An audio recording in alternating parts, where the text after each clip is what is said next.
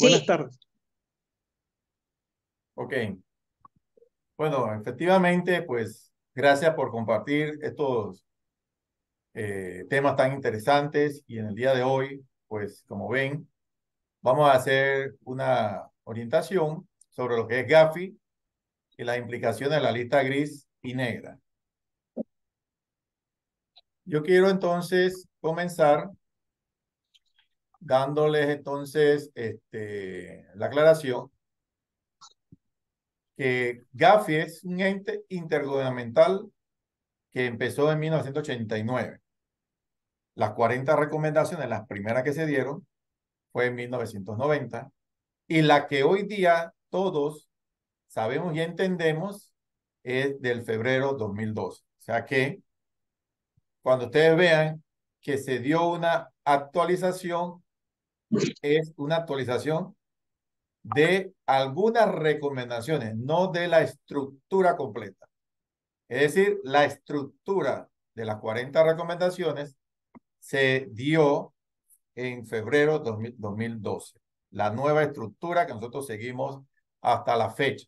Es decir, cada vez que Gafi se reúne, que eso se da en febrero, se da en junio o se da en septiembre, octubre, en esas reuniones ellos pueden, basado en las tipologías, señales de alerta o algunos escenarios de énfasis sobre riesgo o de controles, considerar algunos ajustes a las recomendaciones, pero no a la estructura completa.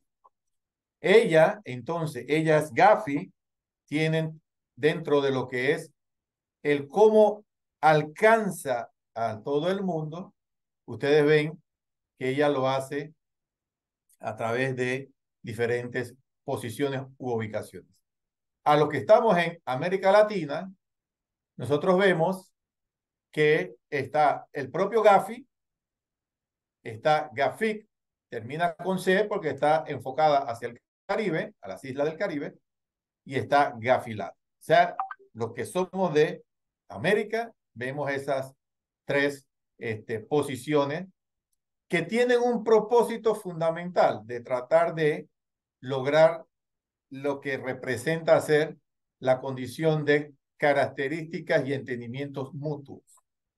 Por eso es que se llama evaluaciones mutuas, porque convergen los diferentes países, tratan de tener esa condición de sinergia en lo que son características propias. Por eso que ustedes ven que GAFIT en las islas del Caribe tiene sus características. GAFILAT alcanza lo que es América Central y América del Sur, y los otros países de América que no están dentro de estas dos quedan incorporados como miembros del propio GAF. Por eso es que cuando decimos que ellos se reúnen 3 veces al año, es como si fuese la junta directiva de Gafi. Como ven ahí por el lado de Europa, en la presentación que le estoy dando, está de color rojo fuerte o naranja fuerte, está el Financial Action Task Force. Esa es la base central, como si fuese la junta directiva o los accionistas, por decirlo de esa manera, cualquiera de las dos que quieran utilizar, y los demás son como comités. Quiere decir que cuando se dan las reuniones, los miembros de Gafi, la que está ahí, que dice Financial Action Task Force, la que está por estar del lado de España y Francia, ellos son miembros y los demás son miembros. O sea, los otros que están ahí, y en el caso de América, Gafilat y Gafic, van y se sientan en la mesa, pero representando a los demás países. Por ejemplo, si yo me enfoco en Panamá, Panamá no es miembro de Gafi, sino es miembro de Gafilat. Por lo tanto, Gafilat, cuando se sienta en la mesa de Gafi, que es el Financial National Force, va representando a los demás países y a Panamá. De ahí entonces entra lo que permitió generar aquello que le llaman evaluación mutua. La evaluación mutua viene a representar precisamente unas condiciones de evaluación con ciertas características de enfoque de auditoría. Esa revisión está basada en dos frentes importantes que derivan en la documentación, y eso, si lo buscamos en cuanto a homologar lo que nosotros como auditores estamos acostumbrados a escuchar, es la parte documental. Yo quiero ver todo lo que está documentado. ¿De qué? De tus procesos, tus procedimientos, tu sistema de control y tus políticas. Ese estilo en materia de los países está fundamentado en el régimen antilavado. Y aquí es muy importante cuando uno dice régimen antilavado, es que nosotros tenemos que tomar en consideración que esto tiene una característica legal, pero de aplicabilidad en la práctica, lo que lleva entonces a la condición cuantitativa, porque cuando tú te vas a leer lo que dicen los códigos penales, que es parte del régimen y que donde se determina la conducta delictiva del lavado de dinero, financiamiento de terrorismo y proliferación, ustedes ven que la conducta delictiva se segrega o señala verbos rectores hacia transaccionalidad. Es decir, cuando ellos van a ver a los países, ven si en el Código Penal está claro la determinación del sujeto activo, o sea, la persona natural o jurídica que pudiese ser calificada como aquel que cometió un acto penal de manera dolosa o culposa, más los verbos rectores que derivan a la conducta delictiva de una transaccionalidad, pero con el énfasis de ocultar, encubrir, facilitar, ayudar a que el delito se manifieste.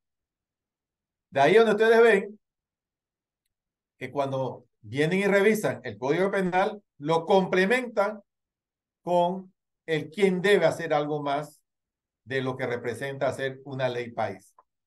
Esto lo digo porque acuérdense que las leyes son para todos los ciudadanos en cada uno de sus países. El desconocimiento de la ley no te exonera de culpa. Pero aquí se le incorpora algo más. Es decir, por eso es que se incorporan sujetos obligados, porque la palabra obligada, obligado, está bien, porque nos obligan a hacer algo más. Entonces, se le incorpora a otras personas a hacer tareas adicionales a lo que como ciudadanos tenemos que tener presente para que no se dé una condición de que nuestros productos y servicios o nuestra intervención como seres humanos se vea entonces involucrada de forma dolosa o culposa en lo que representa hacer el delito. Eso quiere decir que cuando viene Gafi a revisar, Gafi cuando revisa el Código Penal, revisa la parte de lo que representa hacer la ley administrativa, que categoriza los sujetos obligados y que categoriza las medidas preventivas, como en algunos países se llaman, o programa de cumplimiento, como en otros países se llama. Para los propósitos es si realmente convergen actuaciones preventivas en lo que esto representa. Haciendo entonces que la revisión que ellos hacen enfatice diciendo ya están nombrados los sujetos obligados, o sea, tanto financieros como no financieros, saben lo que tienen que hacer en materia del programa de cumplimiento o medidas preventivas, y ellos entonces ven que documentalmente está. Cuando digo documentalmente es para alinear el lenguaje nuestro, es que existe lo que permite entonces que cada persona sepa lo que tiene que hacer. Importante cuando ellos vienen es que las 40 recomendaciones es el que para los países transforman eso en leyes, regulaciones y todo el régimen antilavado que técnicamente debe aplicarse conforme a el contexto de riesgo país. Fíjense que reitero contexto riesgo país varias veces en lo que voy a darle la presentación porque no es copiar y pegar. Luego, cuando eso está, separa el Estado y dice, unos están obligados a hacerlo y otros están obligados a supervisarlo. Por eso es que ustedes ven que hay supervisores en cuanto a la aplicabilidad del régimen antilavado. Esos supervisores entonces también tienen unas características de responsabilidad en lo que implica el cómo hacen la regulación y supervisión. Entonces, Gafi, al mirar eso, determina que documentalmente está bien y que en la implementación realmente se ven resultados. Por eso es que ustedes ven que las calificaciones para decir vas a la lista gris o vas a la lista negra tienen unas características específicas en función de dos escenarios de calificación. Documentalmente tiene todo lo que implican las 40 recomendaciones, pero no copiar y pegar, sino que conforme al contexto riesgo país, más que hay resultados en lo que implica los deberes y obligaciones tanto de los sujetos obligados como de las entidades de regulación y supervisión. Importante, ustedes siempre tienen que tomar en consideración que lo que se hizo en febrero de 2012, eso es totalmente nuevo en función de que no lo puedes comparar con lo que estaba antes, porque la estructura de las recomendaciones cambiaron. Recuerden que antes de febrero de 2012, las recomendaciones eran 40 más 9. Recuerdan que esas 9 salieron una vez se dio el triste acontecimiento de las torres en Estados Unidos y se calificó a partir de ese año el concepto de financiamiento de terrorismo en lo que se deriva a los temas preventivos. Por eso que antes de febrero de 2012 eran 40 más 9 recomendaciones especiales. Al integrar eso, en hoy día las 40 recomendaciones, la estructura cambia, más que se incorpora una distinción para lo que es proliferación, que antes no estaba con el énfasis, esa sería la recomendación 7, y lo que representa dar una claridad a lo que son los sujetos obligados financieros y a las APNF, que son lo que nosotros conocemos en algunos países como el sector real o los no financieros. O sea que ustedes verían desde la recomendación 9 hasta la recomendación 25 las tareas y obligaciones que derivan para esto. Entonces les dejo esto aquí porque aquellos de ustedes que son auditores en lo interno de su institución, son auditores de evaluaciones como externos o se dedican a hacer evaluaciones, sí tienen que repasar lo que son las metodologías, porque este documento, a partir del 2013, pasa a ser el documento donde les da los lineamientos a aquellos que hacen estas evaluaciones país. Recuerden, las evaluaciones mutuas lo hacen los mismos países. ¿Por qué razón? Porque es, como le mencioné, la separación que existe en los diferentes subgrupos hace entonces que estos sean los actores junto con miembros de Gafi, que son países, o sea, funcionarios públicos de estos países que tienen ya la experticia, porque unos son del aspecto penal, otros son del aspecto regulación y supervisión en esta materia, que van, además de las WAF o las WIF de esos países, a hacer las evaluaciones mutuas, porque es un tema entre los países. Pero deben aplicar esta metodología. Para hacer una comparación, fíjense que cuando se da la evaluación, esa evaluación, si tomo el ejemplo como pasó en Panamá, esa evaluación se dio en el año 2017, específicamente en mayo. Cierra un informe, Fíjense que ese informe es como nosotros estamos acostumbrados a hacer un informe de auditoría con las estructuras que conlleva ser el comparando de las 40 recomendaciones más los 11 principios de efectividad que converge en la evaluación. Fíjense entonces que hay un periodo donde la evaluación, ya sea in situ o extra situ, hoy día digo los dos porque antes nada más que era in situ con mucho énfasis. Algunos dicen que se mantenía el extra situ porque pedían anticipadamente los aspectos documentales para ir preparados. Si uno agarra esas dos cosas, es lo que le permite a ellos estar en un periodo prudencial, depende del tamaño y complejidad del país y el contexto del país, en hacer la evaluación. Fíjense que sale el informe y le dan un plazo al país para que lo revise junto con lo que son los evaluadores o lo que dictaminaron, lo que ahí se señala. Fíjense que del 2017, cuando estaba el informe, al 2019, febrero, o sea, calculando prácticamente un año específico del back and forth, de lo que representa hacer las puntualidades, se enfatiza lo que representa hacer ya el documento que va a ser presentado, y en este caso se presentó en junio del 2019. O sea, ese documento cuando se presenta ya con las observaciones que involucra hacer el si estás o no estás cooperando. Fíjense que el concepto es país cooperador. Siempre va a ser el país cooperador, pero la gravedad de lo que representa ser los resultados de esa cooperación es lo que se distingue como lista gris o lista negra.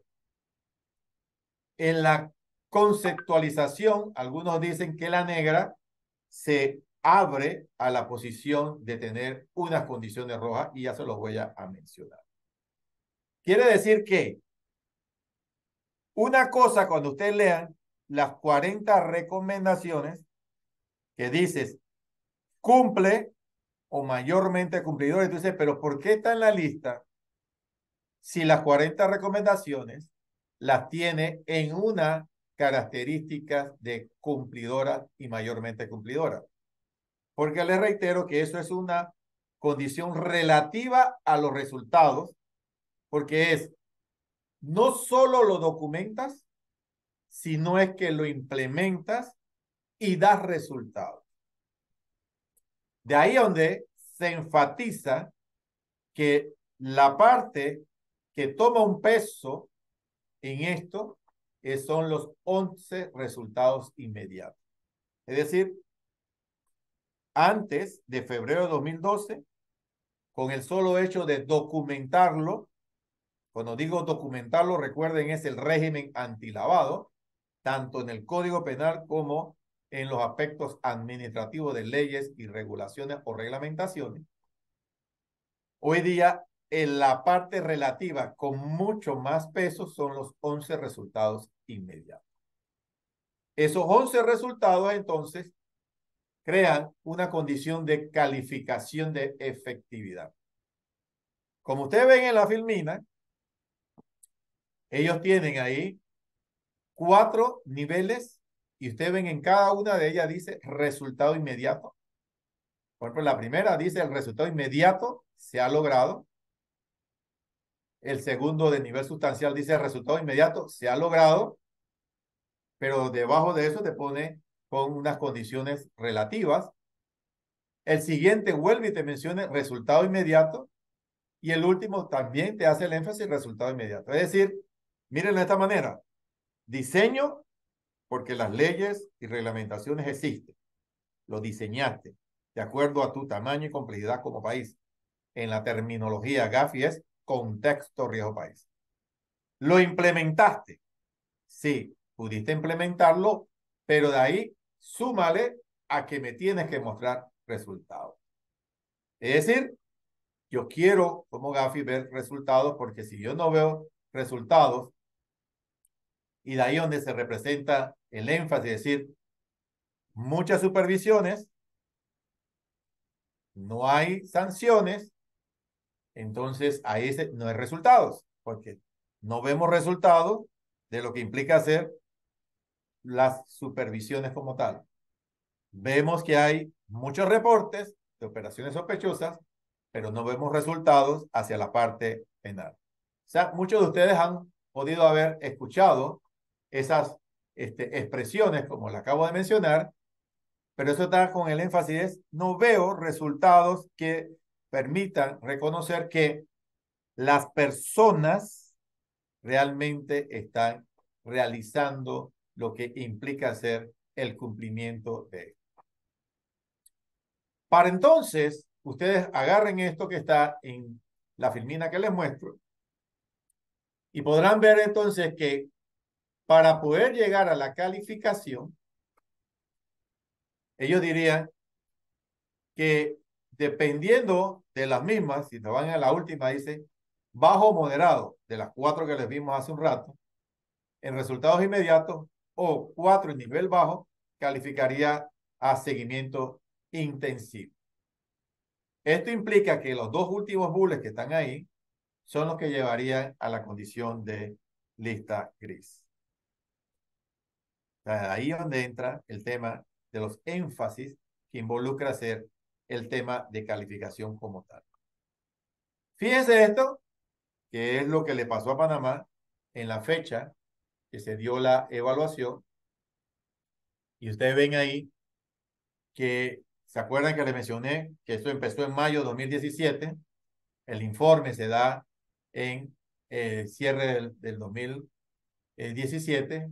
En el 2018 está el back and forth de lo que representa ser, y cuando ya al final concluye que Panamá no era cooperador porque en la calificación de efectividad él tenía en bajo tenía 3, en moderado tenía 6 y sustancial tenía 2.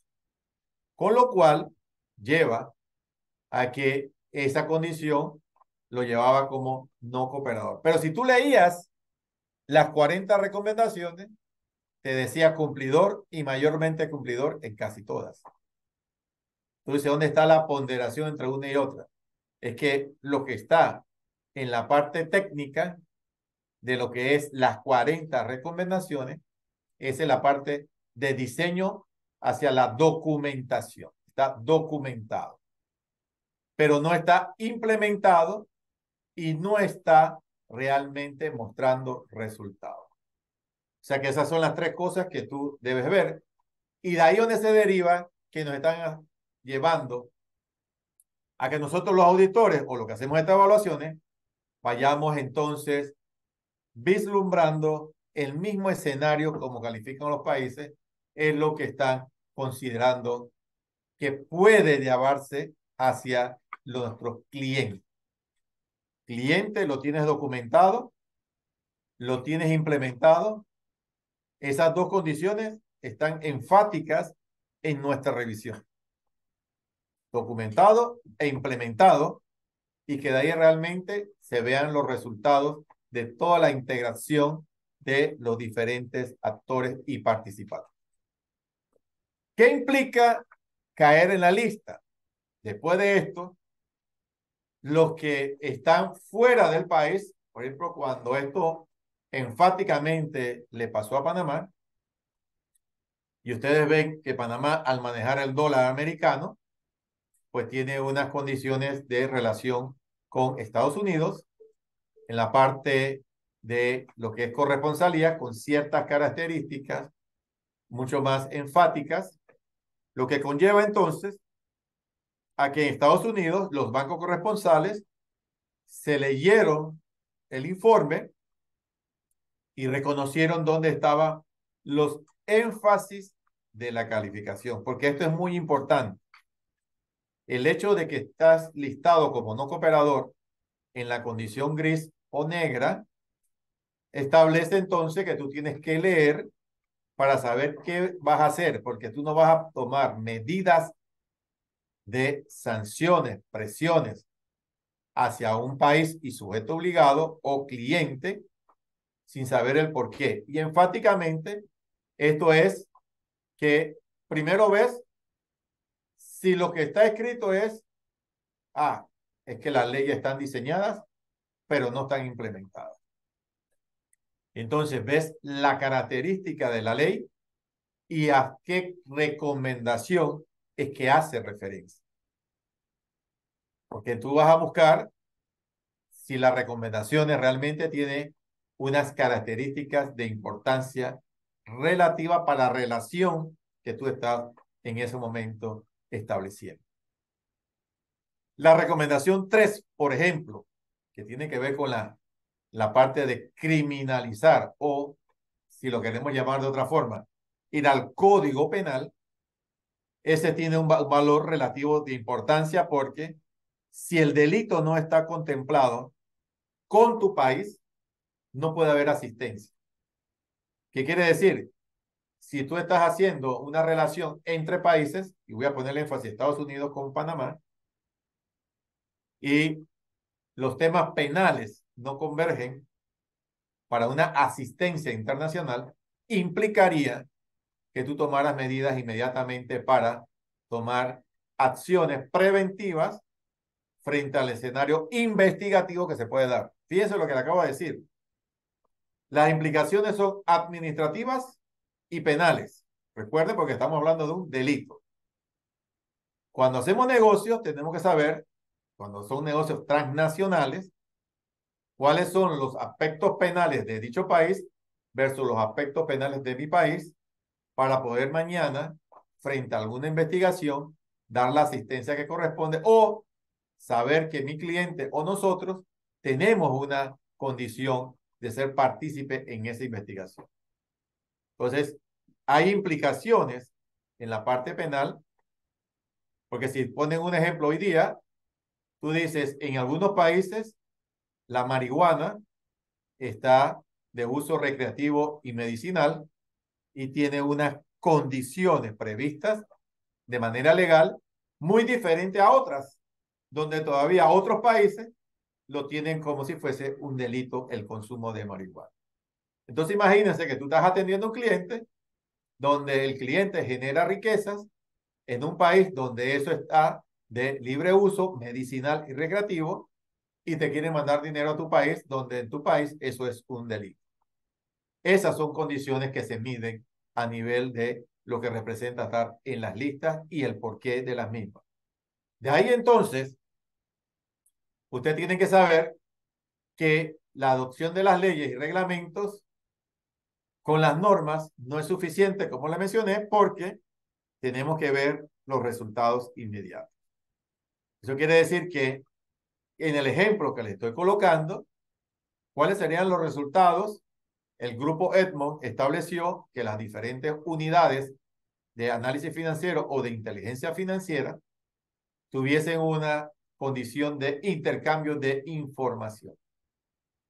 Hace entonces que cuando esto se le mide a un país que está en la lista, representaría ser un énfasis mucho mayor en los detalles que tienen que observarse del mismo. Fíjense, una parte de lo que esto ha representado es llegar a tener detalles. Para Panamá, por un ejemplo, el estar en la lista fue particularmente por las características del país. Y de nuevo, recuerden que las implicaciones son de acuerdo al contexto río país. Los países no somos iguales en lo que representa ser el contexto de riesgo. No somos iguales porque Gafi te lo planteó, no son iguales en lo que representa ser sus características. Con lo cual se le hizo énfasis a Panamá de decir, tú tienes una condición de constituir empresas y que esas empresas, unas, se puedan utilizar fuera del país, de donde son las empresas offshore. Y esas empresas offshore, tú no tienes todo lo que representa ser el protocolo de poder revisarlas, tener información, tener documentación de la operativa de las mismas, la contabilidad de las mismas y de los beneficiarios finales. De ahí donde tú ves que ese fue el gran problema del país, porque tenía que irse hacia atrás. Cuando digo hacia atrás es lo persistente, para poder recopilar toda esa información, documentación y demostrar resultados de que tengo la información en un software habilitado para poder responder las asistencias de las peticiones que me den los otros países. Porque ahí es donde viene el tema de no cooperador. Si Colombia le pide información a Panamá, si España le pide información a Panamá, Panamá no le entrega esa información, no está cooperando. De ahí donde entra que la cooperación se mide en función de que entre los países puedan interactuar y darse información y documentación, tanto de las unidades de inteligencia financiera, el Ministerio Público, las superintendencias o aquellos que son autoridades competentes en la materia, que permita entonces esa cooperación entre los países. Un énfasis entonces es que todos los países tenemos que tener, para poder lograr esa cooperación, lograr la información de los beneficiarios finales, de las empresas que hacen operaciones internacionalmente y de sus propias operaciones y de la contabilidad. Esas implicaciones entonces las llevamos a otro actor.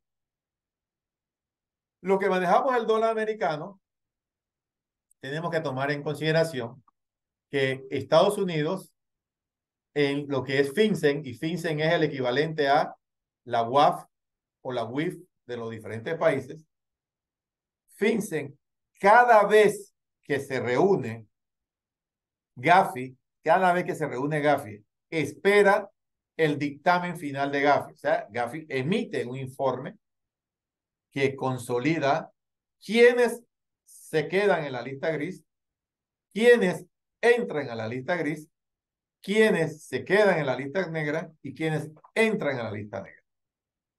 Y una vez que tiene ese informe, FinCEN le manda a todos los sujetos obligados de Estados Unidos esta instrucción que está ahí.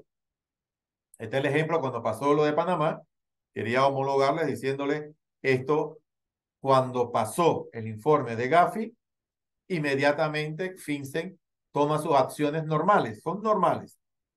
Cada vez que termina, que son 3 veces al año, febrero, junio, septiembre, octubre. O sea que por esa fecha es que ustedes ven esas reuniones que le llaman reuniones plenarias. Sale el informe, lo recoge FinCEN, sabiendo que FinCEN es el equivalente a la UAS o BIF, y le manda esa instrucción a los sujetos obligados.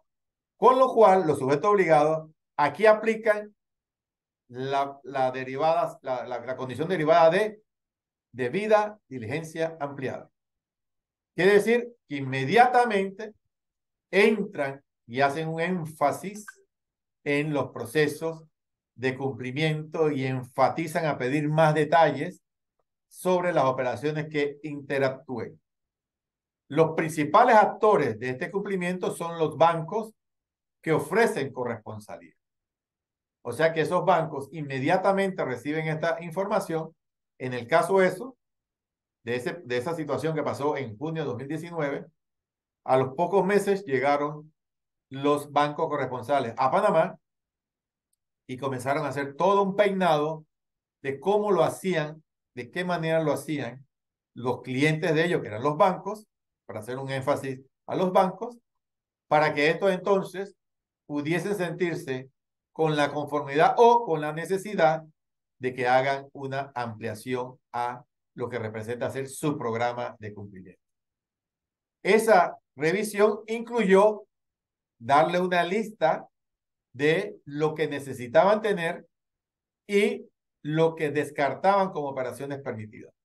Es decir, a partir de ese momento te decían, esto es lo que queremos que tengas presente, porque yo tengo de parte de FinCEN una obligación que demostrar, y como yo tengo esa obligación que demostrarle a FinCEN de que contigo estoy aplicando una debida diligencia ampliada, yo me leí el informe de Panamá, reconocí dónde están las condiciones de mayor énfasis y ahí te voy a pedir más información de tu clasificación de cliente para saber cuáles son personas jurídicas que tú tienes bajo la categorización de offshore. Quiero ver los detalles de esas offshore. Quiero saber quiénes son los que interactúan con ellas y así sucesivamente comenzaron a delimitar requisitos en función de lo que representaba ser el por qué te pusieron en la lista. Derivado de que mañana FinCEN, que es la autoridad de Estados Unidos, podía pedir esa información o pasárselo al FBI o a otras de las instancias de dicho país donde ellos tenían que poder tener la información y suministrarla. De ahí donde se dieron cuenta que algunos bancos tuvieron complicaciones para sostener la cuenta de corresponsalía, otros comenzaron a tener muchos más requisitos para poder suministrar esa información y documentación, que consecuentemente hacía que fuese más lento en tu proceso o, decirlo de otra manera, inoperante en la atención de un cliente. Hace entonces que nosotros tomemos en consideración que depende de la lista. Lista gris, como estaba Panamá, es lo que le acabo de decir. Viene estos con quien tú haces negocios de otros países y comienza a ver cuál fue el porqué para los propósitos.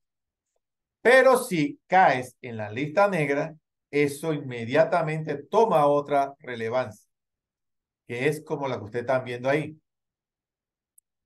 de poner medidas mucho más exhaustivas, inclusive el no hacer operaciones ni negocios con esos países. Hoy día, ustedes ven que esa separación que está ahí es la última que se tiene enmarcada. Tú ves en la parte esta que está separando a lo que es Corea del Norte e Irán como los dos países que tienen una trayectoria de estar en el nivel más alto de calificación de Gafi, y Myanmar, que entró en lo que representa ser el año 2022. ¿Qué muestra esto? Cuando tú dices, ¿quiénes están en la lista negra? Están estos tres. Pero si ustedes ven, el detalle entre uno y el otro tiene unos énfasis diferentes. No obstante, los dos están en lista negra frente a cuando tú te vas a la página del Financial Action Task Force, tú lo ves que están categorizados como lista negra, pero con instrucciones, por decirlo de esa manera, de Gafi, hacia sus miembros de qué es lo que esperan que apliquen en materia del riesgo inherente con cada uno de ellos. Particularmente los dos primeros, en algunos lo llamamos la lista roja dentro de la negra, o sea que son los que tienen mucho más riesgo porque sus implicaciones están hacia la parte de proliferación de armas de destrucción masiva como complemento de riesgo mundial. Pero esa categorización es la que tenemos que distinguir. Cuando te dicen, un país está en la lista gris, implica es leerse en los informes y aterrizar para poder decir, oye, frente a estos riesgos, ¿qué estás haciendo? Pues son los riesgos específicos como sujeto obligado y ver si el riesgo del país que está contemplado en el informe se lo adjudica de alguna manera el sujeto obligado que nosotros podemos atender, porque de esa manera pudiese decir lo que dicen del país representa un 40 o 50% de tus operaciones. Entonces tú eres un país, eres un sujeto obligado de riesgo de lo que representa ser que la parte del país lo absorbe. O sea, tienes el contagio hacia tus operaciones. Sin embargo, el país puede tener un riesgo, pero tu cliente, sujeto obligado, no, porque no tiene el contagio de eso que específicamente pudiese estar señalado. Sin embargo, cuando entra a esta de la negra, hay que mirarlo diferente porque el énfasis hacia el país prácticamente abarca la parte de contagio hacia todos sus sujetos obligados de manera directa. Nosotros tenemos que recordar que esto va a tomar una medida mucho más enfática a nuestro rol como partes de lo que podemos hacer una función de auditoría independiente. ¿Dónde van a ver esto? La recomendación 18. Si ustedes se leen las 40 recomendaciones, ustedes van a ver que las 40 recomendaciones no enfatiza a lo que representa ser la persona llamada oficial de cumplimiento o auditor hasta cuando usted se lee la recomendación 18. Cuando usted se lee la recomendación 18, ahí está el oficial de cumplimiento y el auditor. Por eso que ustedes ven que ya las leyes en la mayoría de los países establece tanto el diseño como la evaluación independiente. ¿Por qué? Porque tiene que responder a la recomendación 18.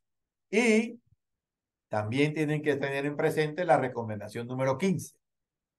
La recomendación número 15 trae una especialidad en esto que representa ser que no debe haber ningún producto, servicio o tecnología de los sujetos obligados que salga o se ofrezca al público sin que eso involucre la presencia de una evaluación del riesgo y consecuentemente mitigantes proporcionales. Y aquí donde entra que nuestra auditoría en los principios de lo que esto representa incluye auditar el diseño conforme a la recomendación 15 versus auditar la implementación y resultados frente a lo que implica los mitigantes proporcionales. O sea que son dos auditorías. Auditar que se diseñó conforme a la recomendación 15 adecuadamente, una auditoría preventiva, porque tú no vas a sacar un producto conforme a la recomendación 15 sin la evaluación y tampoco puedes sacar una evaluación con simplicidades o inadecuados para que se ofrezca y después se va a auditar. Aquí está pidiéndose en lo que representa hacer esto un énfasis a que son responsabilidades separadas para que la implementación sea la adecuada. Entonces ustedes ven que siempre en lo que representa hacer la lista gris, ustedes van a ver un sinnúmero de países listados en la lista gris. Eso no debe llamarlos a dejar de hacer negocios con ellos en la lista gris. Nos tiene que llevar a profundizar en la lectura del documento para saber dónde está el por qué está en la lista gris.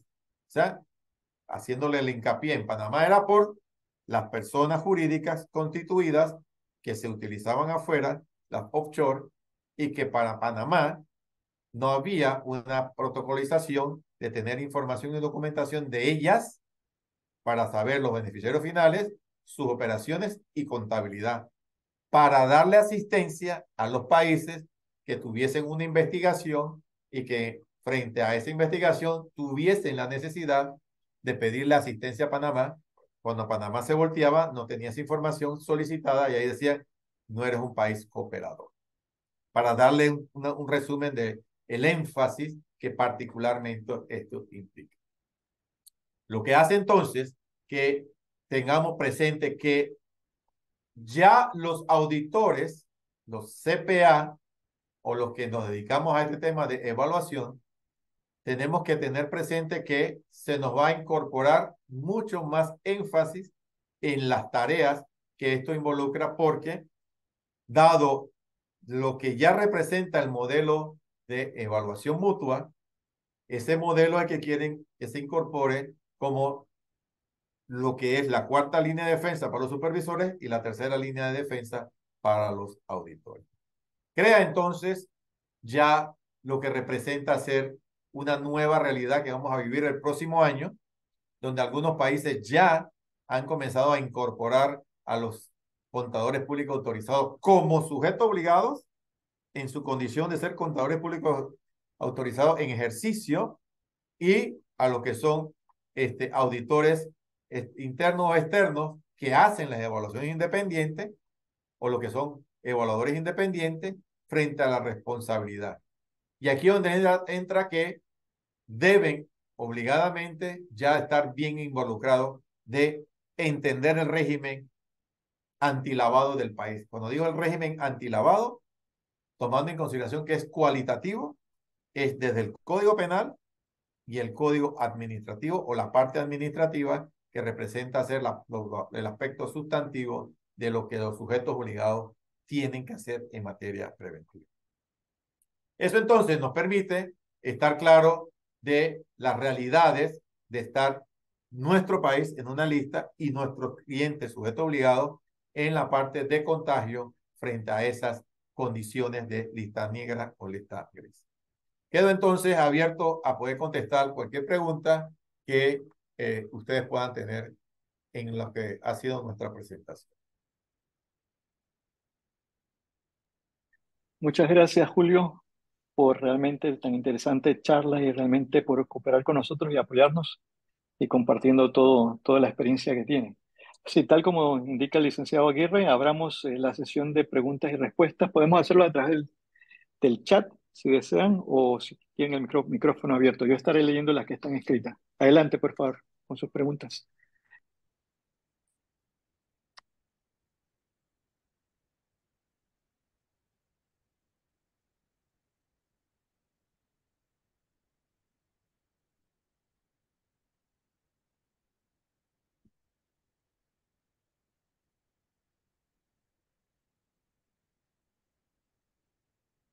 Es que cuando escucharon el Código Penal dicen, no, yo no quiero preguntar. Pareciera, ¿no? Sí, Bueno, no, déjate de eso. Código Penal, SAPE. Yo no voy a auditar eso. sí, así es, así es. Sí, solamente para que tengan en consideración. Ujú, Hay que tener mucho cuidado en lo que esto representa para nosotros como profesionales. Recuerden, no es la misma auditoría financiera que estamos acostumbrados, no es la misma. ujú, Tampoco es una auditoría forense, porque forense cuando vas a hacer una investigación de algo que relativamente es como si fuese un fraude, aquí sería como si fuese el delito. Acá es auditar que lo que es los controles están bien diseñados, los controles están bien diseñados a la característica del sujeto obligado. Fíjense, bien diseñado es que recoge todo lo que dice el régimen hacia el tamaño y complejidad del ujú, sujeto obligado. O sea que tú tienes que saberte el régimen bien para poder decir, el régimen dice eso, conforme a tu tamaño y complejidad, lo veo incorporado en todos los procesos, procedimientos. Y fíjense cuando digo proceso y procedimiento, porque la recomendación 15, váyanse a su parte legal del país y al ver eso, ustedes van a ver que todos los productos y servicios deben seguir el principio COSO, control. Eso quiere decir que tú vas a auditar con el principio COSO para cada proceso, porque eso es la recomendación 15, donde dice el riesgo y mitigante proporcional. Eso no es copiar y pegar. Hay muchos sujetos obligados que te entregan un manual y tú estás leyéndolo, es como si estuvieses leyendo la ley y el reglamento. No. Proceso, paso a paso, procedimiento, conforme al modelo COSO, que permita haber segregación, responsabilidad y lo que implica ser claridad del riesgo. O sea que tú hablas con un oficial de cumplimiento y no se sabe el código penal, ya empezamos mal. Si tú no te sabes el código penal siendo oficial de cumplimiento, ¿cómo estás entendiendo los riesgos en cuanto a tipología del delito, conducta del delito que pudiese ocurrir en tu empresa? Y al no saber eso, la pregunta que se deriva es, entonces, ¿cómo pones mitigantes proporcionales a no riesgo? Porque si no sabes el delito o cómo ocurriría el delito, ¿qué controles mitigantes proporcionales tienes? ujú. Entonces, fíjense que si es así, a los que nos metemos a hacer esta auditoría, tenemos que saber el código penal también. Porque si nos dan un diseño y no sabemos el código, nosotros no podemos decir, ah, ese diseño está bueno. No, porque nos faltan los verbos rectores, entender la conducta y cierren la idea. Omisión de control. Cuando ustedes se lean el código penal, ustedes van a ver que el énfasis de omisión de control está previsto ahí. Omitir el control es un delito. Se quiere decir que los sujetos obligados, si no escriben bien el control, ya están omitiendo hacerlo bien. O sea que el oficial de cumplimiento puede en eso tener un problema que particularmente lo tuviésemos nosotros que señalar. Gracias, Julio. Tenemos dos preguntas. Una de Jaime Rivera. Bueno, hay tres ya. Que pregunta Jaime, ¿existe relación entre la lista gris de Gafi y la lista de la Unión Europea de países y territorios no cooperadores? Sí, recuérdense que eso está basado en la recomendación 3 de criminalizar el delito. Cuando tú agarras y ves los delitos que se han tipificado, uno de esos es la evasión tributaria o la evasión fiscal. Basado en esa conducta delictiva, es que salen otros tipos de listas en lo que la Unión Europea señala hacia el énfasis tributario. Entonces, la parte de criminalizar el delito, prevenir el delito tributario o fiscal, es el que tiene la condición relacionada hacia estas listas de la Unión Europea o de países diciendo hay paraísos fiscales que representan tener ciertas características de permitir o facilitar que se den estas circunstancias calificadas como evasión tributaria, que entonces deriva a esas listas especiales. O sea, no es básicamente de las 40 recomendaciones, sino de estas conductas delictivas particulares. Ujú. Gracias, Julio. Eric Mazariegos nos pregunta, Julio, ¿qué tal? ¿Conoces algún caso penal en donde se haya involucrado al auditor interno, es decir, culpado al auditor interno? Ujú. Todavía sí, en el acto de la auditoría como tal, de saber auditado y decir, tu informe está mal, no llenó las expectativas de lo que representa hacer la evaluación de la efectividad, todavía no. Pero ya desde este año se está haciendo el énfasis de cómo así que hay sujetos obligados que se le está acusando corporativamente de hacerlo mal, cómo así que hay personas dentro de la empresa que lo han hecho mal y que sí están yendo a prisión, ya sea de la primera línea y algunos oficiales de cumplimiento, y el auditor no está señalando esos temas preventivamente en sus auditorías.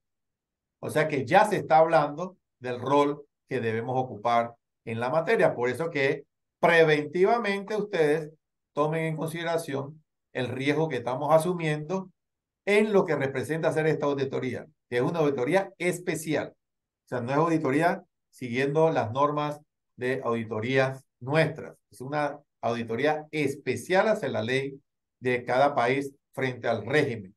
Por eso entonces, para darle el énfasis en la respuesta, todavía no lo he visto específicamente por el acto. O sea, como profesional puede haber ya contadores públicos autorizados, sí, como profesionales, pero ocupando el puesto de auditoría, diciendo, basado en un mal informe o un informe vacío o un informe no idóneo, lo vamos a meter preso, todavía no.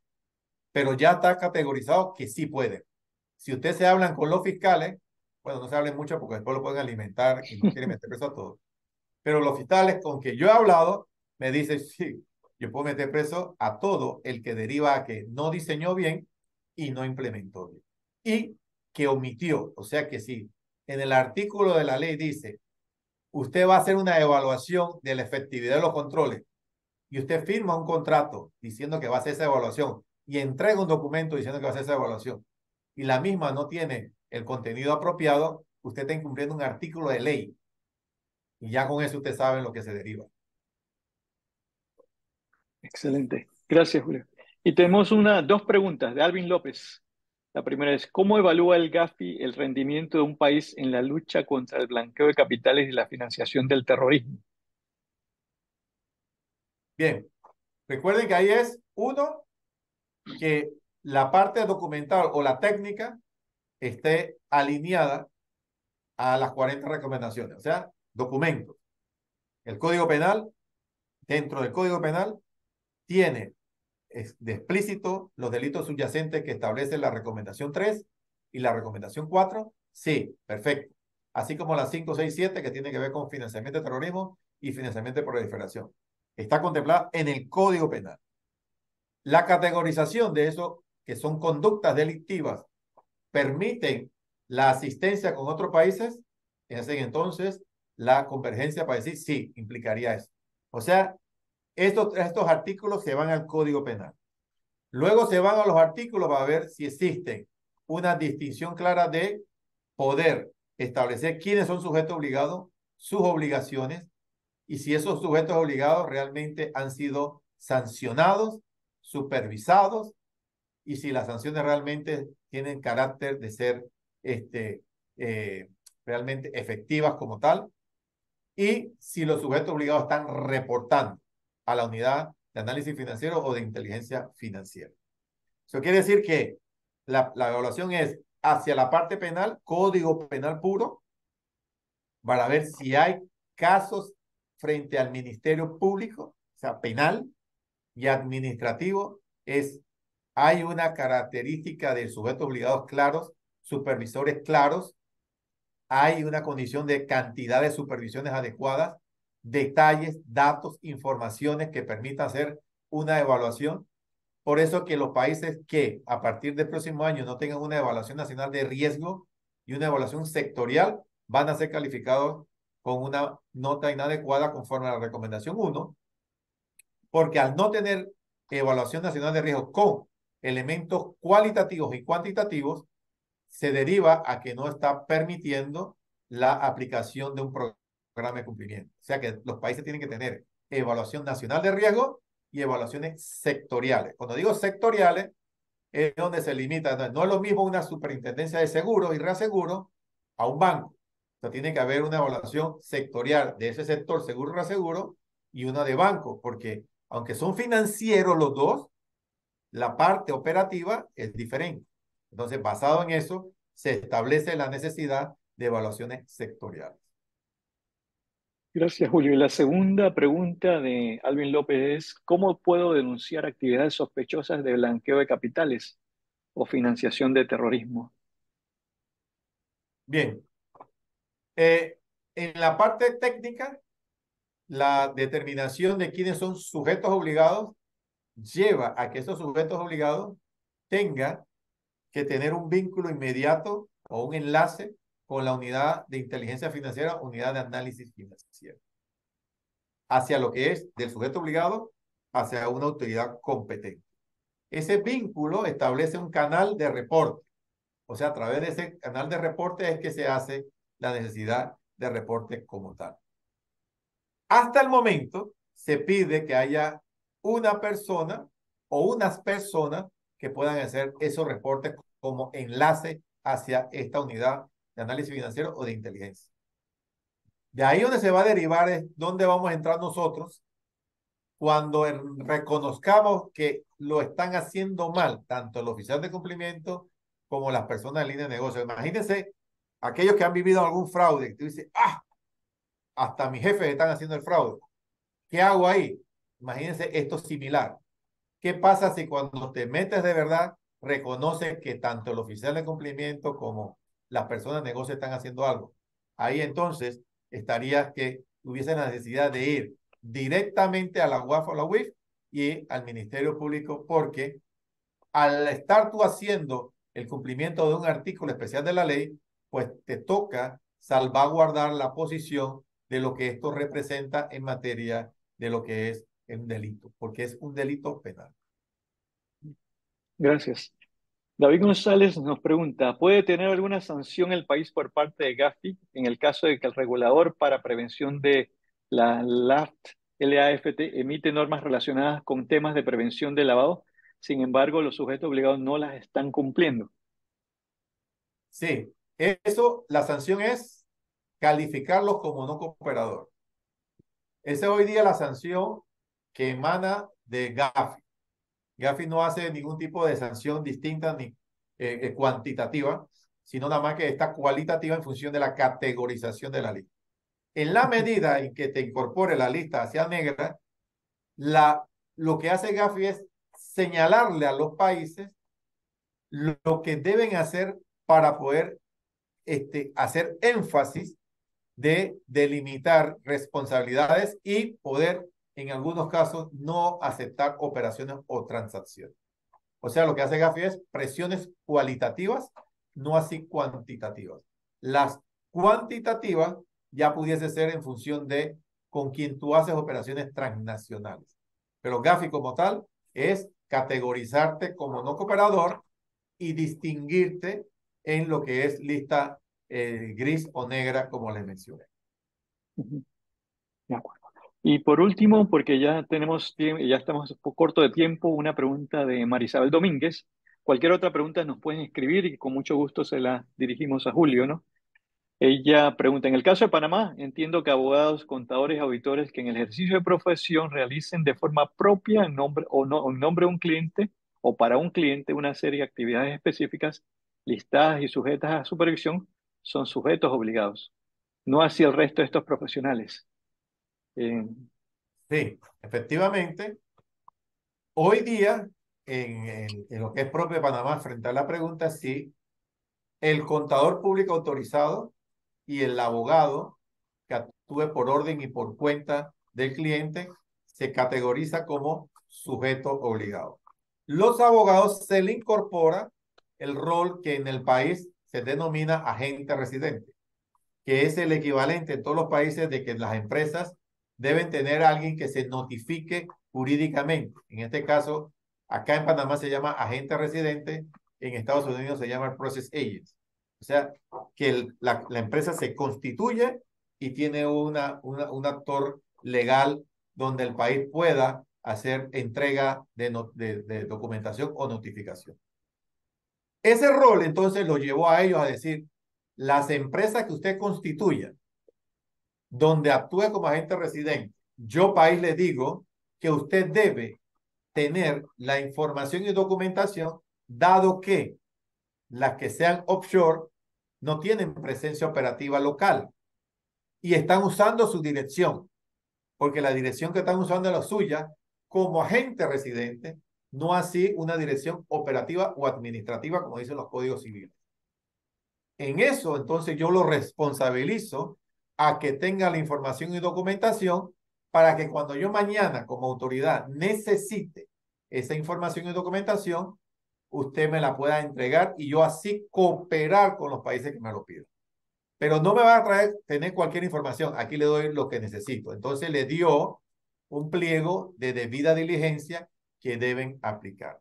O sea, en puntos claros, el contador público autorizado al actuar por orden y por cuenta. O sea que algunos de ustedes que dicen, en mi país yo atiendo a los extranjeros porque me dieron un poder para yo representarlo en acciones judiciales, administrativas, edificios, carros y demás de sus bienes.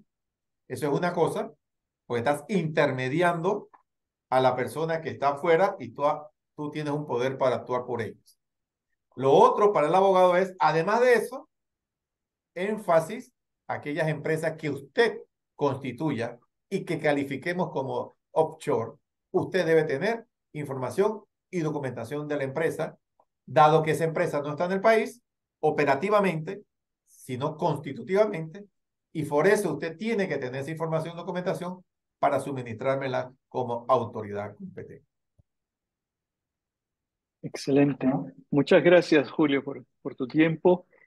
Ya vamos a cerrar el periodo de preguntas y respuestas, pero nos pueden escribir y con mucho gusto le haremos llegar las preguntas a Julio. Y por otro lado, este webinar está siendo grabado, así que si lo quieren ver más tarde o posteriormente o compartirlo, va a estar en nuestro canal de YouTube de Fly. Así que nuevamente, Julio, muchísimas gracias por tu tiempo, por haber compartido tu experiencia y conocimientos con todo el grupo de toda la región de Latinoamérica. Y gracias a todos por participar en estos webinars. Y vamos a estar haciendo una serie de webinars constantemente y vamos a estarlo enviando y publicando también para que nos puedan acompañar. Muchísimas gracias a todos y muy buenas tardes y que las pasen muy bonito. A la Gracias. orden.